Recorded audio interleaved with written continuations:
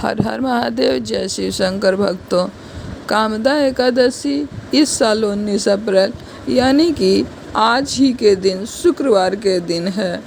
हिंदू पंचांग के अनुसार कामदा एकादशी चैत माह के शुक्ल पक्ष की कामदा एकादशी 19 अप्रैल 2024 को मनाई जाएगी। मान्यता है कि इस दिन भगवान विष्णु की पूजा करने से सभी मनोकामनाएं पूर्ण होती हैं और व्रत रखने वाले मनुष्यों को मोक्ष की प्राप्ति होती है।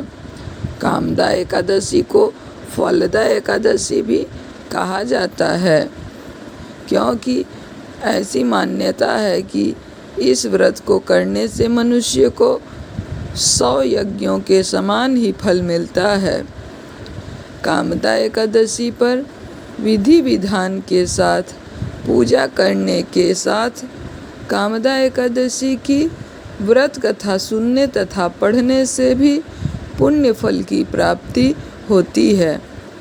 तो आइए जानते हैं कामदा एकादशी 2024 का शुभ मुहूर्त क्या है। चैत माह के शुक्ल पक्ष की एकादशी तिथि का शुभारंभ 18 अप्रैल 2024 शाम 5:31 पर हो जाएगा, जिसका समापन 19 अप्रैल को संध्या काल शाम के समय 8:04 पर होगा। कामदा एकादशी व्रत 19 अप्रैल को ही रखा जाएगा।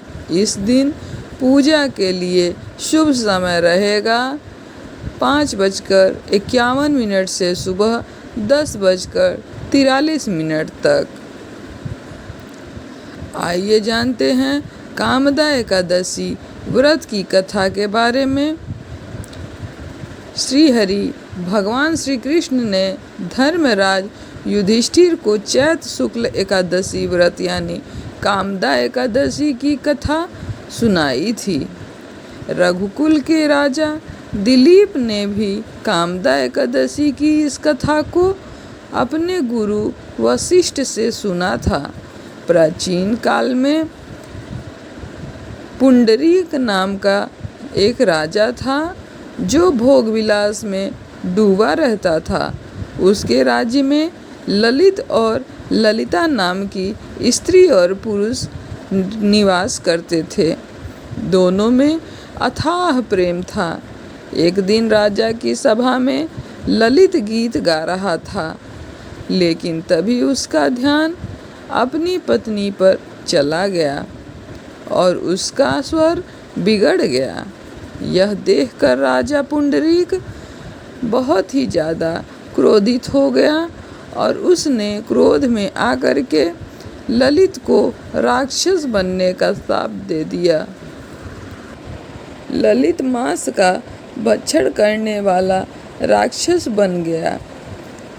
उसके बाद ललिता अपने पति का हाल देख करके राजा की पत्नी बहुत ही दुखी हो गई। अपने पति को ठीक करने के लिए ललिता ने कई लोगों से इस बारे में पूछा। आखिरकार ललिता विंध्याचल पर्वत पर श्रृंगी ऋषि के आश्रम में गई। वहां जाकर उसने अपने पति का पूरा हाल कह सुनाया। ऋषि ने ललिता को मनोकामना पूरी करने वाला व्रत कामदा एकादशी का व्रत रखने के लिए बताया। साथ ही ऋषि ने कहा कि अगर वे कामदा एकादशी का व्रत रखती है तो उसके पुण्य से पति ललित फिर से मनुष्य योनि में आ जाएगा। ललिता ने भगवान श्री हरि विष्णु का ध्यान करते हुए विधि विधान के साथ कामदा एकादशी का व्रत किया। ऋषि के बताए अनुसार उसने चैत शुक्ल पक्ष एकादशी का व्रत किया और अगले दिन द्वादशी को पारण करके व्रत को पूरा किया। इस तरह व्रत पूरा होने पर भगवान विष्णु ने ललिता के पति को फिर से मनुष्य योनि में भेजकर राक्षस योनि से मुक्त कर दिया। इस प्रकार दोनों का जीवन कष्टों से मुक्त हो गया और श्री हरि विष्णु का भजन कीर्तन करते हुए अंत में दोनों को मोक्ष की प्राप्ति हो गई। भगवान विष्णु आप सभी को स्वस्थ रखे, मस्त रखे। वीडियो पसंद आए तो लाइक और शेयर करिएगा। चैनल पर नए हैं तो सब्सक्राइब कर लीजिए। कमेंट में जय श्री हरि विष्णु लिखना ना भूलें। हर हर महादेव।